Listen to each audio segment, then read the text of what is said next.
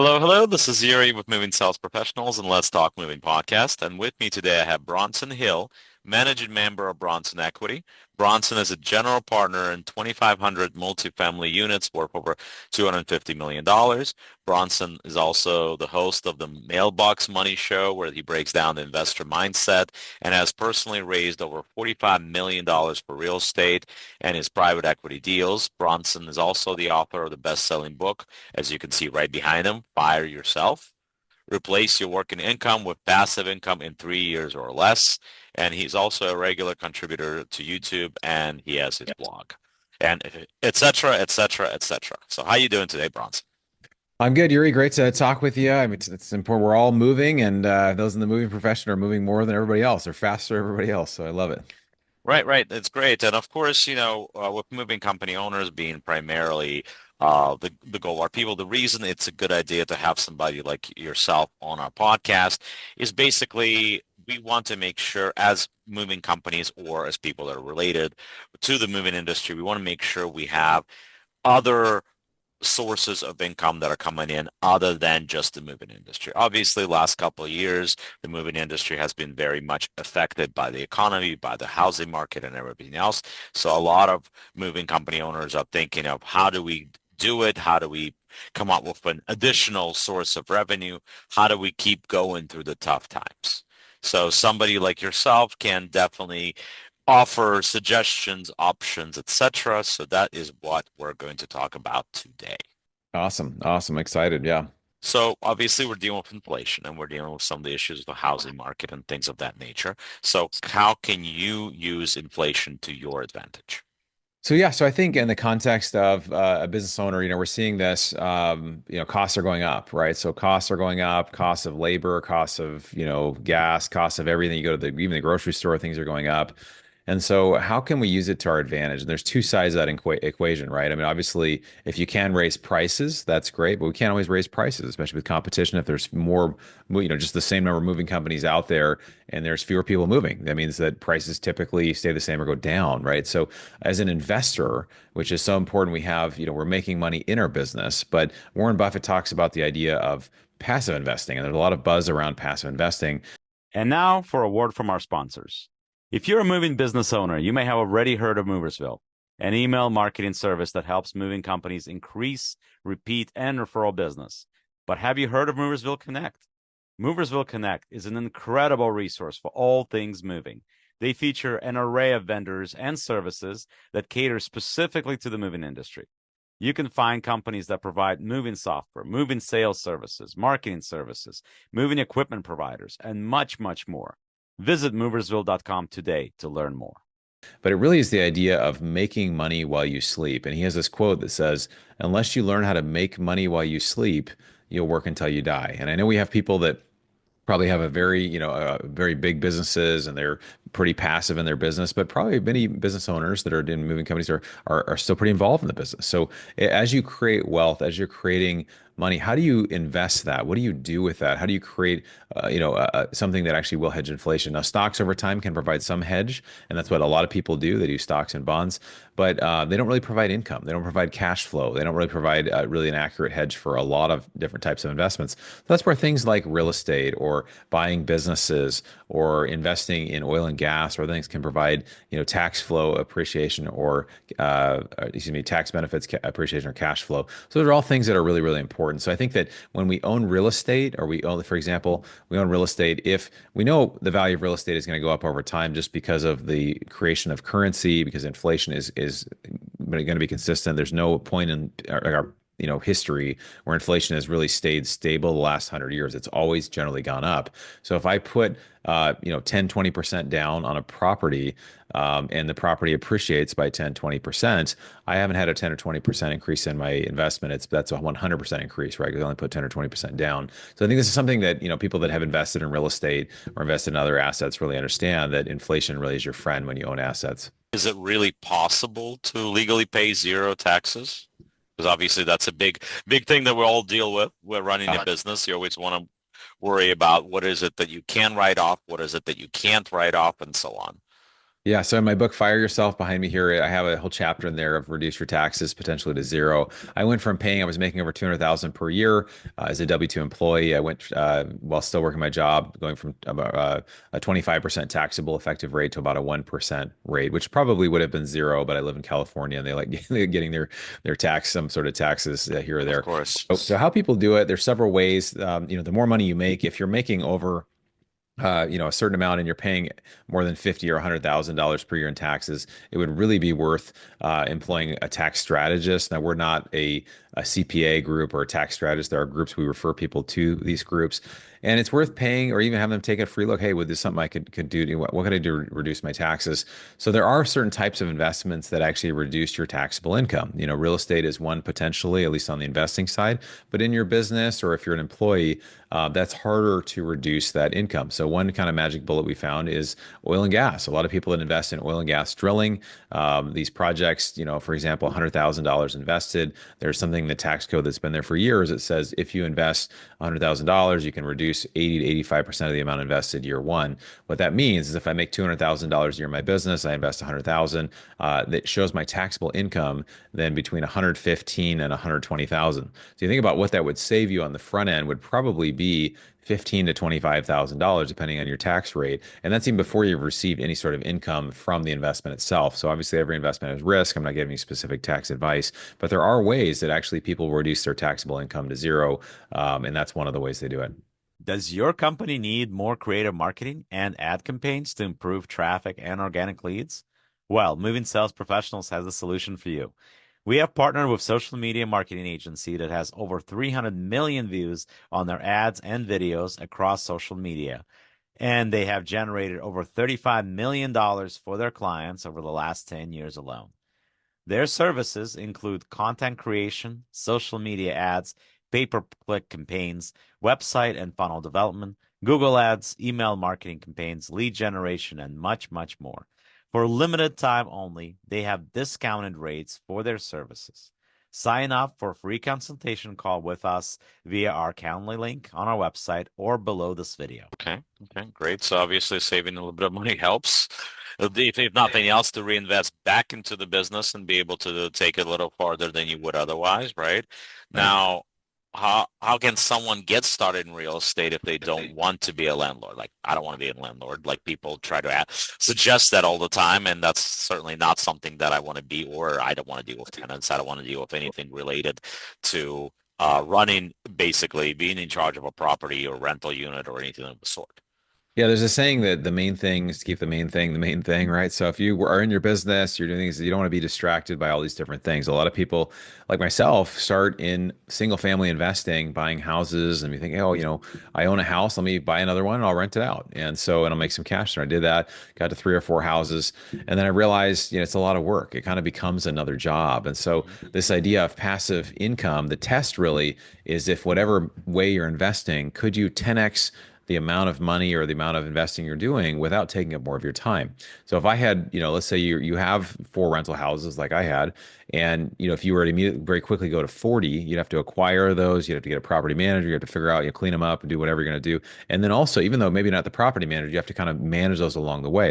It's overwhelming. That becomes a full-time job then to manage the manager for 40 more units, right? Versus if I invest passively in somebody who's doing an apartment deal that maybe it's 100 units or 200 units, I put 50,000 or 100,000 into a deal, and then basically I get passive cash flow, I get appreciation, I get those tax benefits, and I did the work on it. That nothing's fully passive, Yuri, right? Like nobody cares about Right, your money the right, way you do. So the right. work as a passive investor is on the front end, right? I'm vetting the team, I'm vetting the deal.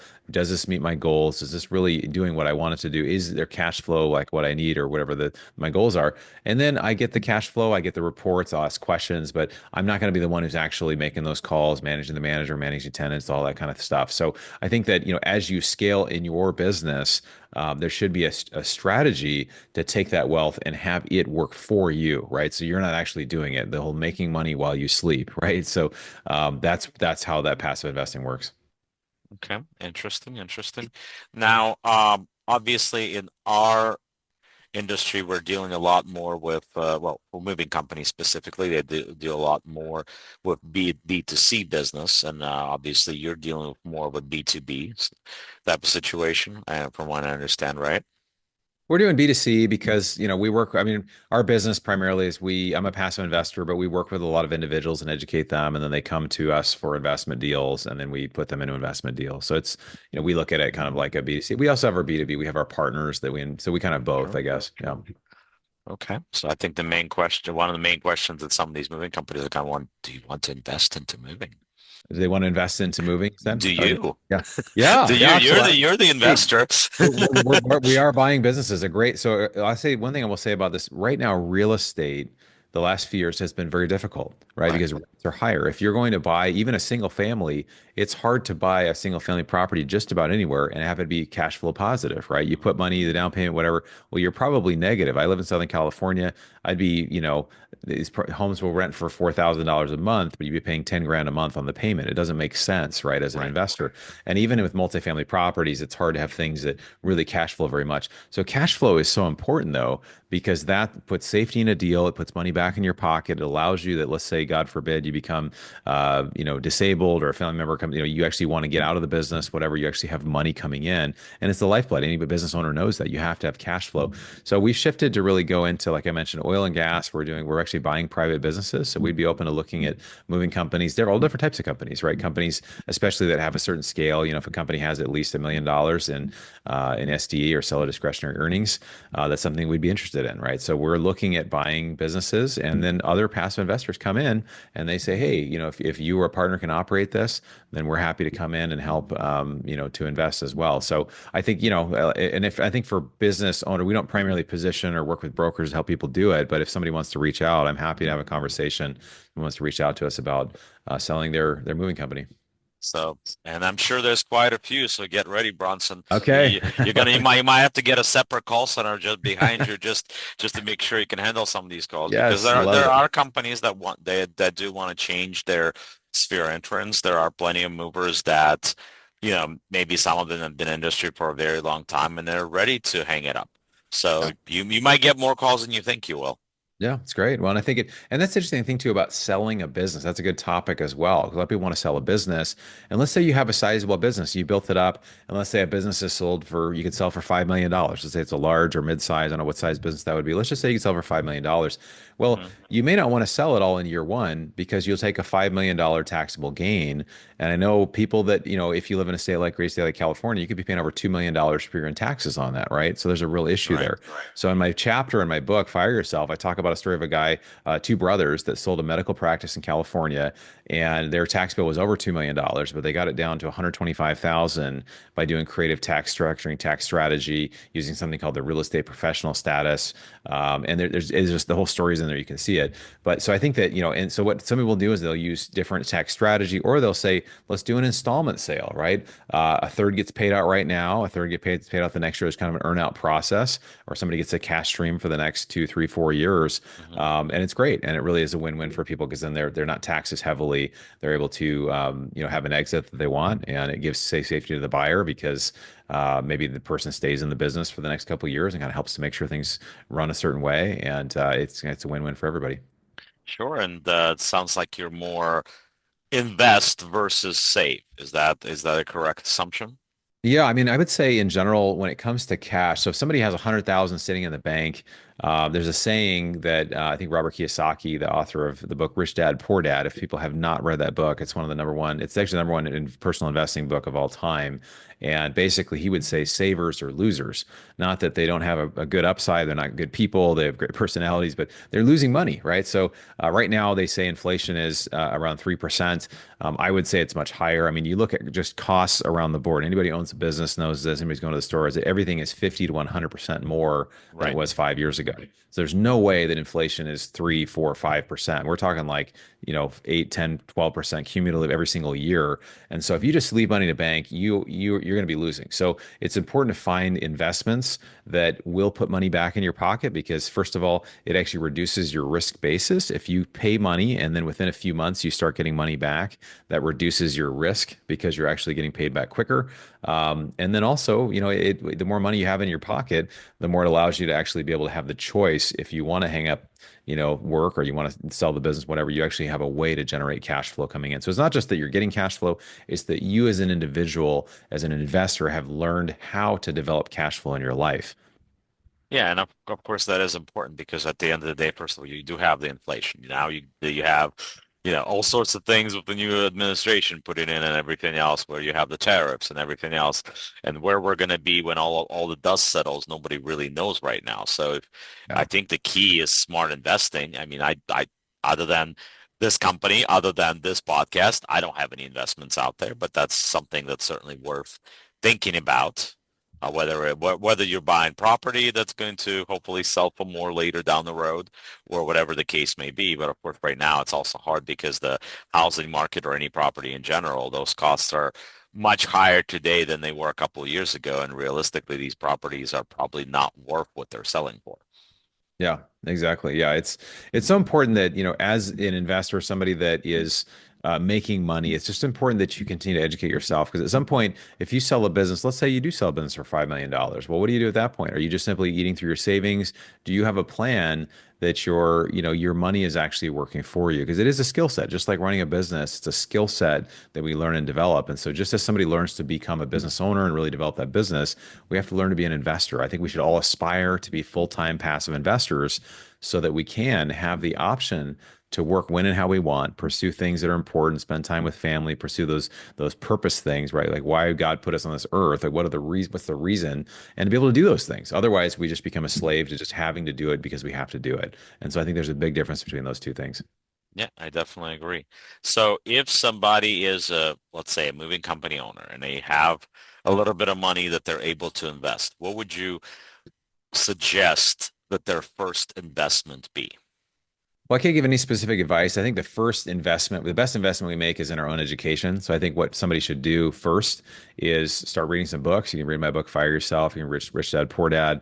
If you're in a mid-size or large market, like most cities and towns in the country have some sort of real estate meetup nearby within an hour away. So I would take time and search on meetup.com or on Google and find out, hey, where's there a real estate meetup? Is there an investing meetup? And go to one of these meetups. Now, if they pitch things at the back of the room or if it's free and they have some big thing they're trying to sell you a $20,000 weekend, I'd be cautious of that. But if, it's $20 to get in and they kind of covers the room and you're going to learn a lot, right? So I think that, really getting around other investors is really valuable.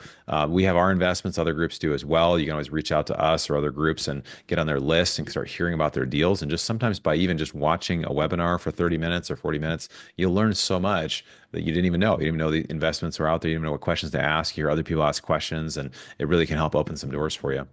Sounds good. Sounds good. So, of course, we can talk about this type of stuff, but I want to make sure that you guys at least, get your dibs in and start thinking about a way to invest and way to put yourself in a better situation financially, especially when we are in a market that's a little shaky. Obviously, we all know that. So you got to open up your eyes. Perhaps, once again, self-education, of course, is always good.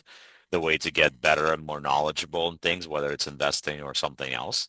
So, yeah, I'm gonna make sure I'll put all this information from Bronson in this podcast. So, ladies and gents, so please subscribe, please join us if you're interested in taking part in this podcast, or if you're interested in having advertising on this podcast. It's something that we can, of course, talk about. So please reach out to us, and like I always say, the world moves on its own, so let the professionals move yours for you. Thank you very much, Bronson, for joining us, and we'll talk again soon.